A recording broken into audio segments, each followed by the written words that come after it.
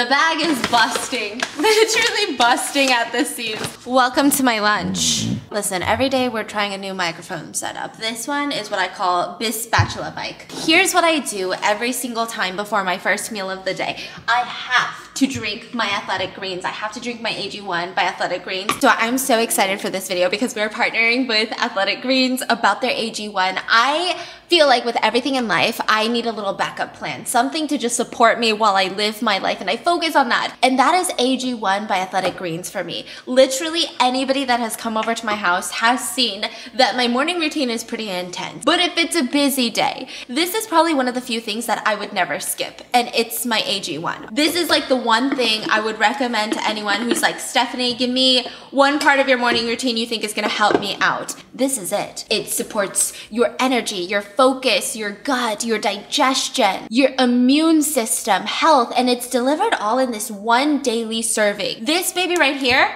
AG1, contains 75 different ingredients, including vitamins, minerals, superfoods, probiotics, and adaptogens. Typically, I drink my AG1 before my first meal of the day, which is gonna be Chinese food today. And I'm gonna be honest with you, I know the color is throwing you off. And to be transparent, it's not gonna taste like fried chicken. It's not gonna taste like a bag of chips. I think the first time I had it, I was expecting it to be bitter, right? Because that's the color, but it's actually not. It kind of has a light berry or a pineapple scent to it. Like that's the vibe. I know this is a buzzword recently, longevity, but let me tell you, I do wanna focus on longevity and energy. AG1 focuses on healthy aging, and they have antioxidants that counteract the impact of free radicals, which causes cell damage. And AG1 provides brain support. We all know I could use some of that. And as for energy, AG1 has energy supporting ingredients like natural forms of B12. They never use synthetic biotin. They have bioavailable folate, magnesium. AG1 is actually NSF certified for sport, meaning you know what's on the label is actually going to be in the powder. And it's vegan, paleo, and keto friendly. Make sure to go to athleticgreens.com/MissMangoButt to get started on your order. And if you guys use my link in the description, Athletic Greens is actually going to give you guys a free 1-year supply of immune supporting vitamin D. Athletic Greens is going to give you the D. And 5 free travel packs with your first purchase. That's athleticgreens.com/MissMangoButt. Cheers. We're eating Chinese food because it's kind of gloomy. I'm just going to rip her open. You want to see her insides? She's beautiful. I don't know what it has been ordered. My fiance ordered it. That's rice. Ooh, what is this? Cumin lamb or something. That looks delicious. Let's open the next baby. More rice. Rice is life. All rice. All rice. This one, ooh, I don't even want to hear the judgment, but it's tripe and wood ear mushrooms. Wood ear mushrooms are actually so good. So much health benefit. Yes. Can you take a guess? Rice. Oh, pancake. Ooh, this is my baby. I don't even know how they make this, but it's so delicious. So there's warrior mushrooms, there's celery, winter melon, carrots, bitter melon. Not bitter melon. Japanese yams. Yes. They're slimy. Oh, this is a good one. Some chicken, some cabbage. More warrior mushrooms. No! No! I thought I was giving some people. Boom. And then we have basil chicken. So good. Okay, I'm so excited about this. I'm actually gonna grab some rice for this one. Listen, I just wanted to find a comfortable setting to talk to you about something that I've been really nervous to talk to you about for no reason at all. Yeah, tell them. I'm writing a book. That's your loop. Yay! Thank you so much. We're writing a book. The first book ever. New York Times. We're writing a book. If I say it more, does it make it feel more real? I don't know. This is not going to be an autobiography, by the way. It's What's gonna the genre? Be mystery, thriller, suspense. If you have to compare it to one book. Obviously, I can't tell you what it's about, but I can tell you kind of what it's like. I feel like there's the domestic thriller part from Gone Girl. I want it to be a high suspense. I want it to be like every single second that you suddenly feel comfortable, you just get smacked on the back of the head by yours truly, me. I want there to be so many different plot twists that just get so mind-blowing at the end. That is me hoping. You're setting a very high bar. Okay, sorry. Like if I'm reading your book. Damn it, okay. Okay. That is my hope. That is my dream. I'm not saying that's, can I deliver it? I didn't say that. I don't know if I can promise I will deliver that, but I promise I will put my blood, sweat, and my whole into this, okay? I've already told the story too, because I had to get it fact-checked. Not fact-checked, but I had to get it vibe-checked. I told the story to Patricia, my mom, my dad, my sister. And everyone hated it. Just kidding. They like it. Everyone loved it, right? It was kind of crazy. Everyone loved it. Everybody was... And that was the not even fully thought through. That was just a very brief idea. And they said it was really unique, which I was very honored by. Because they don't really call me that word. They call me weird typically, or funky, but unique. So I got so inspired. We went into this room and my fiance's hyping me up. He's like, babe, you gotta do it. You're gonna regret it if you don't do it. Think about it. When you're 60, are you gonna care about some bullshit about, oh my god, but I'm not a writer. Oh my god, but I can't do this. No one, oh no, people are gonna be like, another YouTuber with a book? Are you gonna care about that? Or are you gonna care about the fact that you had this amazing idea and you didn't do it? We went into one of the rooms in the house and we took out every single thing in it. Just know that anytime I'm going through something, I gotta redecorate a room. So we went into the room, we took out everything in it, and we got craft paper. I don't even know what craft paper is typically supposed to be used for, but we essentially put it on the walls like wallpaper. Craft? Okay, smart. We wrote Act 1, Act 2, and Act 3, and we ordered a bajillion post-it notes, different colors. I read this is how you're supposed to do it. I don't know, it's my first time. But you're supposed to write every subplot, every obstacle, every red herring, every plot twist, every different plot twist, every character development, character struggles, inner turmoils, Easter eggs, all into different, and then like the bones of the book, all into different colors of Post-its, and stick them on the wall. When this part is done, the whole wall should be covered in Post-its. That's cool. Yeah, it's so cool. So we have the whole idea. We just need to put it up on the wall and then get to the writing part, which is definitely going to be the hardest part. Probably going to take a year. Dang. Yeah, I know. So you're like, Stephanie, why are you talking about it if you haven't even started writing it, right? This is the only way to hold myself accountable. Then I'm going to be like, wait, but I'm kind of busy. I got to film a podcast. I'm not going to write the book, right? I got to do this and I can't write the book. So this way, you know, I got like a year, okay? Mark my words. I'm setting myself up. But you won't see it for a year and a half because we talked to some publishing people and that's how freaking long it takes.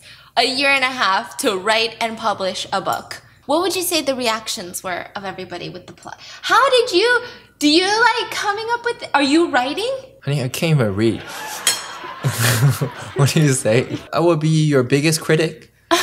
Number one hater. I will always be there for you. I feel like it's more exciting for me than it is for you. I'm sorry. Yeah, she'd be losing sleep over it. I do be. I stay up at night like thinking about this stupid book. And I'm already nervous. Like, oh, what are they gonna think? Are they gonna just think another YouTuber with a stupid book? Welcome to the book room. This is gonna be my life for the next, I don't know, year and a half, okay? I can't show you, obviously, you know, the full details of the room because that's top secret, confidential, fucking crazy information that you do not get to read right now. But I've got a bunch of Post-its. There's not much going on, actually. Okay, there's not much going on because here's the thing. We jotted everything down on our iPads, and now we need a place to put it all together in like a big space where we can move things around, make sure everything is cohesive, there's no plot holes, nothing is wrong. So that's what this entire wall of this room is dedicated to. There's an Act 1, an Act 2, an Act 3. So many different colored Post-its. If you could see, I can't show you because I can't move the camera because then you're gonna see all the plots. But the amount of colored Post-its. Do you know how much money I spent on colored Post-its? This one just says bones on there. What does that mean? And we have been doing this thing for like the past year and a half. No, ever since we were in the LA house, like right when we moved in, we had been trying to exercise our brains to write a book. Because it's not just something that comes to you one day, apparently. This is where the spatula sleeps at night. And this is what I'm holding. A base spoon. And they sleep together in the crib at night. Are you kidding me? So we've been doing this thing where we come up with little stories. Like when we look at anything, we're like, what's a story behind that? Here's a little dumb story that we came up with. One day, there was a girl named Jess. Let me explain the deal with Jess. You can picture it now. Jess is sitting in one of those glass down New York City office buildings, like the ones that you pass by and you're like, I wonder who works up there. Some sort of CEO, some sort of bajillionaire. That's who, right? She's sitting in that plush office. There's one thing on her desk, a Forbes magazine. She's on the cover as the youngest self-made billionaire. Are you freaking kidding me? And of course you're like, well, what the hell does Jess do? Let me tell you, since she's about to get ready for that Forbes, I don't know, magazine cover dinner, don't they do that where they're like, hi, you're on the cover, you want to go to dinner? So she's about to get ready for that, and she can't help but reminisce a little.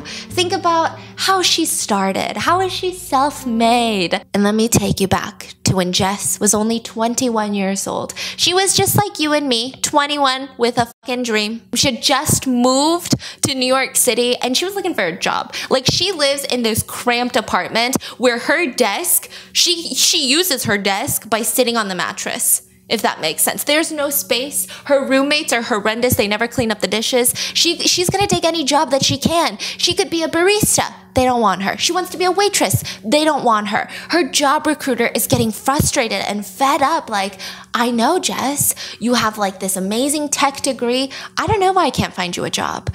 But you know what? And I would never suggest this unless I knew you were desperate, but the Silverstons are hiring a live-in maid.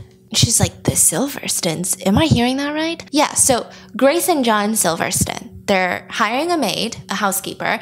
It's a tough job. The hours are tough. It's nothing like you were imagining, but if you want, I can put in a good word and maybe you'll get the job. Well, yeah, I want the job. So Jess is on the way back home to her apartment and she's thinking about the Silverstons. The Silverstons are a household name. They're literally the founders of one of the biggest private equity firms ever. And she's thinking, are you kidding me? I mean, what are the odds of this? She's always wanted to start her own company. This is like the perfect people to work for. She calls up her mom and her mom is like, Jess, calm down, come back to earth.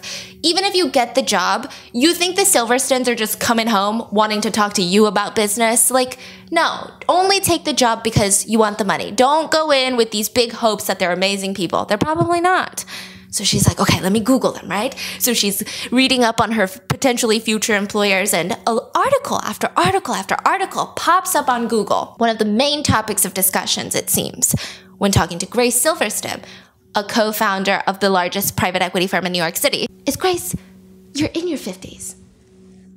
How do you look so young? You don't look a day over 30. I thought it was the pictures, no offense, because you're a billionaire. I'm sure you have Facetune. But how in person? I don't even see a wrinkle in sight. Like, how do you do it? And Grace would just, I think it's my Asian genes, you know, I'm half Asian, you know, it's definitely on my mom's side. I've just, ask me about private equity, bitch. And Jess is like, damn, she really doesn't look a day over 30. She looks so freaking young. So Jess, she closes her laptop and she's laying on that little dingy mattress, staring up at her popcorn ceiling, just kind of excited, you know, what's gonna happen? She gets the job. She starts working. And here's what's crazy. The Silverstons are actually pretty cool. They're cool people. They actually come home really early, like after the workday ends. They work from home. They've got their little home offices. They're really nice to their staff, which is kind of surprising for Jess. And because she is in hopes of starting a tech unicorn one day, she's trying to study their routines. She doesn't want to freaking barge in and be like, hi, what do you think of this company? She's not trying to do that. She just wants to know, what do they do that builds success? She notices that Grace always goes not to that beautiful office, head to floor to ceiling windows and overlooking green. She doesn't go to that office or even the home library. She goes down into the basement, into a windowless room, from what Jess can assume, every single night after dinner. Jess is like, what? What's in that room? Like, is that the secret to success? A fucking basement dungeon room? So she asks Grace one day. She's like, hi, ma'am, sorry. Do you want me to clean the room down there? The one that it's always locked, but I can go in and I can give it a good, if it's dusty. Oh, no, sweetie, don't worry about it. That's my meditation room. It's like the only place in this world I can be calm and alone and not have to worry about any work emergencies. I do the dusting in there, so don't even worry. Okay, sounds great. Makes sense. You know, that's what Jess is thinking. Yeah, rich people meditate. That sounds right. But why is it that Grace always comes out of there a little smelly? Like, she doesn't know how to describe the smell. It's almost like when you not work out, but if you've been out for a long time outside and you come back home, it's almost like that fresh, not fresh, but an outside scent. She always smells like that when she comes specifically out of this room. It's a little bit weird. And anytime Jess is nearby that room when Grace is inside and she's mopping the floors, she hears this light buzzing noise coming from inside the room. Zzz, zzz. She's like, okay, well, I have heard of weird people being obsessed with frequencies. Maybe she meditates to a low frequency sound that is apparently great for the brain. She's just kind of coming up with all these reasons. Till one day, Jess noted something peculiar. In the beginning of her shift, she comes in. First thing she always does, checks the fridge. There's a bunch of like, not rotten, but going bad cucumbers. And now the Silverstones, they don't eat anything that remotely goes bad. They only eat the freshest things. So she's like, okay, at the end of the day, I'm going to take these cucumbers home because I don't want to waste money on cucumbers. I can eat these cucumbers. So she puts them in the side of the fridge. And that night, she comes to get it when she's about to go home. And the cucumbers are gone. No, the Silverstones, they never make their own snacks. Yeah, I know, Kendall Jenner is quaking. They never make their own snacks, nothing. None of the other staff touch the fridge. That's literally Jess's job. And she's like, oh, that's so weird. That's just weird. I mean, she was looking forward to the cucumbers, but it was weird. So then the next day, some bell peppers are not the freshest. So she's like, okay, I'm going to take the bell peppers home and I'll make like fajitas. But they're gone at the end of her shift. She's like, this is so strange. Where is all this food going? And she decides to try and forget about it. But she can't help it. As weeks pass and as she's mopping the floors with her headphones in, listening to true crime podcasts, she just keeps thinking, does Grace have people locked up in the basement? Think about it. Nobody's allowed in there. Okay. And second of all, the almost going bad food suddenly vanishes. Like, that's a lot of food. Why is she taking all these veggies away? I mean, it's got to be... There's something in that basement room. It's got to be a freaking... What if Jess goes home? She calls her sister. She's like, what if, bitch? What if? What if Grace looks so young? Because she's got little girls in there and she's harvesting their faces, ripping it off and throwing it on her face. Her sister's like, get a life. You need to go touch grass. That's not... She probably is like fucking vegan and has a chef. Okay, that's why she looks young. It's like the movie Get Out. So she's like, okay, you're right. I mean, I love this job. You're right. I gotta forget about it. But she won't forget about it. You know she's not going to forget about it. Weeks go by. Her roommate comes home. She sees a freaking snake camera on the kitchen counter. I know, convenient. She's like, what are you doing with that snake camera? Who the fuck has a snake wire camera? And he's like, oh, it's for work. I work at Best Buy. I just gave up with that. Sorry. So then she's like, oh, can I borrow it? She brings it to work and she's like, I know my personality. Curiosity is always going to I'm never going to forget about this. So I just need to take a look. It's probably like a yoga room. She puts the little snake wire in. She can hear the buzzing through the door. She puts the camera in and she's looking through the monitor. All the way in. Oh, she can't really see anything. Is that like glass on the wall? What is that? Okay, if I could just get a better... Okay, I think I see Grace standing there and she's like pulling the snake wire camera around. That's when she sees it. Every single wall surface in that room has these giant walls of glass. And inside, it's almost like a terrarium, like there's soil everywhere. It's so weird. And Grace is standing, hovering over one of them. It seems like she's got something in her hand that's flashing some sort of light and it's causing the buzzing noise. God, what is that? If she could just turn around. And as Jess is thinking that, almost on cue, Grace turns around towards the door and she sees the snake camera and Jess screams her head out, drops the camera, literally runs out of their mansion into her car, doesn't look back. She had found out Grace's secret to looking so young. Did you know Snail slime has beneficial properties for the skin. The snail mucus that's produced by snails can increase collagen production. It promotes moisture, suppleness, radiance, tautness of the skin. Did you know that? And did you know that snails produce more slime when they're under duress? Such as being shocked lightly with electrocution? Jess didn't know that. But that night, she had seen Grace turn around. Her entire face and her neck down to her décolleté area was covered with tiny little snails slugging around her face, leaving trails of slime, and she was zapping them one by one. Jess couldn't stop thinking about it that day as she was getting ready for her Forbes party. You know, on second thought, since the dinner is coming up, she's in her New York City office, walks to the office door, locks it so none of her employees can come in, unlocks one of her office cabinets, and inside you see a little terrarium with a UV light. And she picks one up, puts it on her face. And that's how Jess formed Jess Cosmetics and skincare and became one of the youngest self-made billionaires. And she does not look a day over 30. Wow. You want to know how this started? Because I bought a freaking a snail slime cream.